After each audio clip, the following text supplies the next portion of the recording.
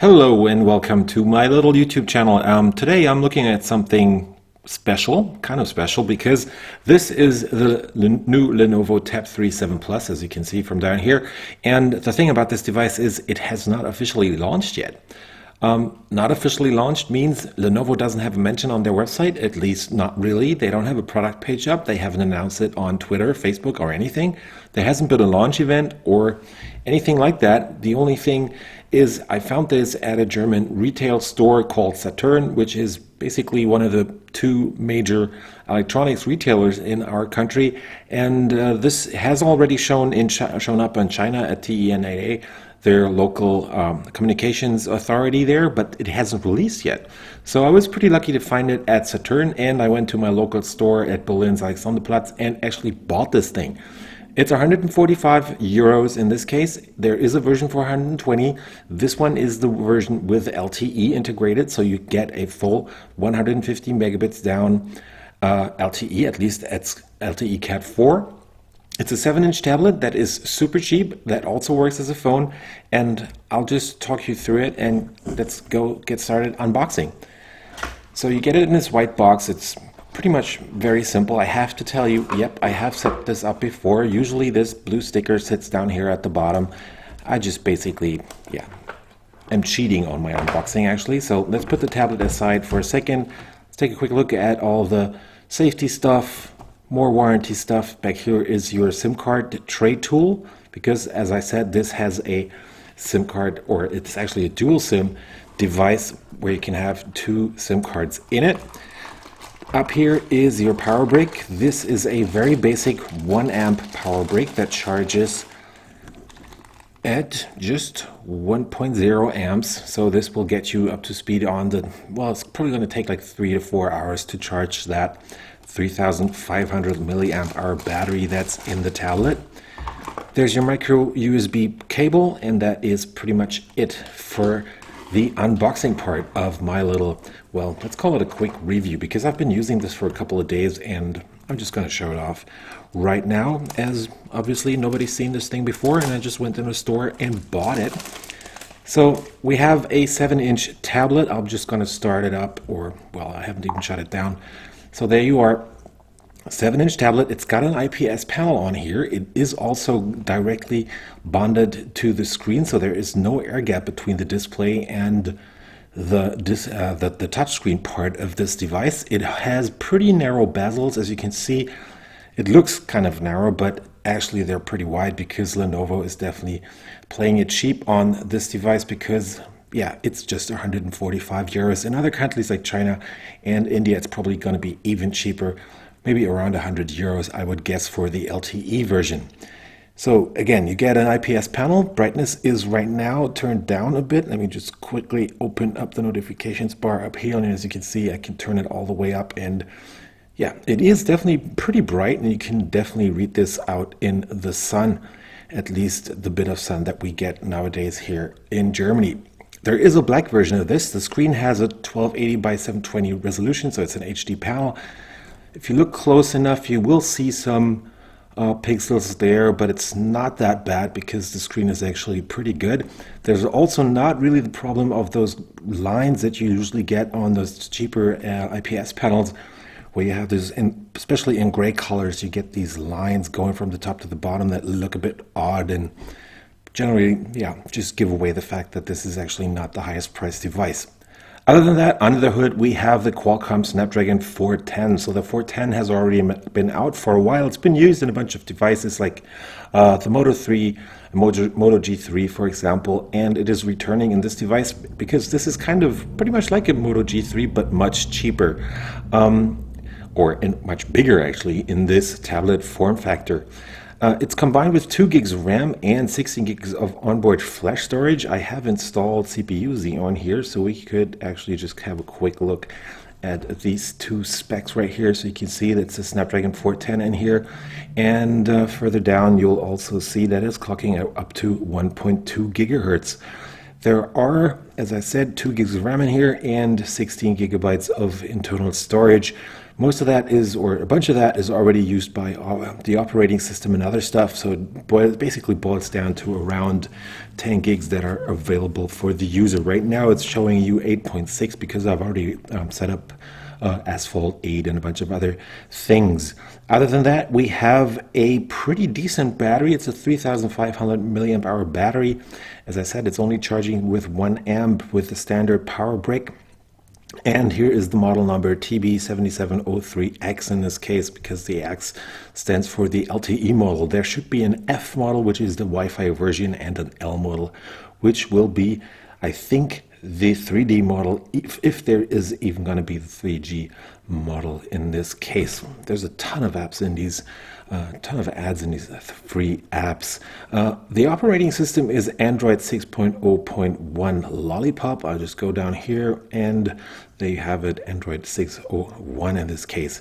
Nicely updated all the way to September 1st, so it definitely does have the most up-to-date Android security patches on this device right now. When I got it, was still at in August, I think, so it updated right away out of the box, and now I am on the September patch level. The UI seems pretty standard. I mean, they have the app drawer down here. Usually that's not a thing that you see this often on devices from China. Many other devices from Lenovo don't have that. The icons are a bit modified, as you can see there, but the rest of the OS is pretty much stock. There's a bunch of smart things that they're doing. For example, you can basically go here and scroll, draw a Z, a C in here, and then you'll end up with this more friendly mode for people with smaller hands so they can use this device more easily. As I said, it also works as a phone. I'll just get out, get over here, and there you'll see this has the SIM card tray over here, including a SD card slot, so you can definitely extend the storage on this. Both SIMs are active standby SIM cards, so you can have 2 SIM cards in here, both on LTE networks. You'll have to decide which one to use for the LTE data connection though. On the back you get a 5 megapixel camera, which is actually really bad. On the front there's a 2 megapixel camera that, well, it does kind of a decent job, but it's definitely not the best. At the bottom, no capacitive touch buttons, but on-screen buttons in this case, so you'll just work with these. There is sadly no option in the software to switch these around, so for me it's usually much nicer to have the back button over here because I use that much more often than the multitasking button. The software, as I said, hasn't really been modified that much, but again, they're doing a bunch of smart things here. Down here, you'll find this feature thingy, and as you can see here, you will actually have the option to use double tap to wake. So there's a bunch of smartphones on the market that are much more expensive than this, but in this $150 tablet, Lenovo does things that many companies don't even do in their much higher priced devices. So they give you this double tap to wake feature, which is definitely very nice. And I love this on my devices because I don't have to look for the power button on the side. There is definitely no fingerprint reader on here. As I said, it's a very, very low priced device. The buttons, well, they feel not flimsy. They're made from plastic. They're a bit wobbly, but actually they have a nice click point to them. Both of them, the volume marker and the power button, are very well made in this case. This is, as I said, the white version. There will be a black model, but I couldn't get a hold of that yet. On the bottom, you'll find your speaker hole right there. That's just a single speaker, so Lenovo's being honest about that, not putting in a grill over here on the other side. Right next to that is your single mic. I think there's a noise cancellation mic on the back or on the top too, and there is a micro USB charging port or data connection port right there. Quality wise, well, it is a low-end tablet. So if you look at this from here, you'll see that there is a bit of bending going on, and also if you grab the device and if you listen closely, you will hear it creak from time to time because this back cover is actually not one piece, but as you can see here, there's like this line going around the device, so they just snap this on, and it tends to creak a little bit when you transport or when you basically just grab the device. Yeah, Before I forget, on top, yep, there's a 3.5 millimeter headset jack right there. Performance-wise, it does pretty good. I mean, like right now, there's not much I can do with it, except I could show you the Antutu benchmark scores, or let's just go into this GameLoft Asphalt 8 game that everybody always uses for their gaming tests. Right now I've set it to the highest resolution, and yeah, the Snapdragon 410, as it's a low-end SoC, is having its issues keeping up with the device performance-wise, or with the game performance-wise in this case. And before I get through all this freaking ad bullshit that GameLoft is putting on here, it's really, really annoying. Come on. Yeah, there's a bunch of problems when the device is busy, so it might take a while. For example, right now it's taking ages to load the freaking ads that GameLoft puts in here. But once it's loaded, you will be able to play this. You just don't want to use the highest settings in this case, because once it's done loading, which is always taking a while, as we are talking about a low-end device right here, you'll see that it is definitely playable, but not on the highest settings. So you might want to go down to the second to highest settings in this game. Then it's easily playable. Right now I'll just leave it on the highest settings to show you that there is some stuttering going on when playing Asphalt 8 once it's loaded.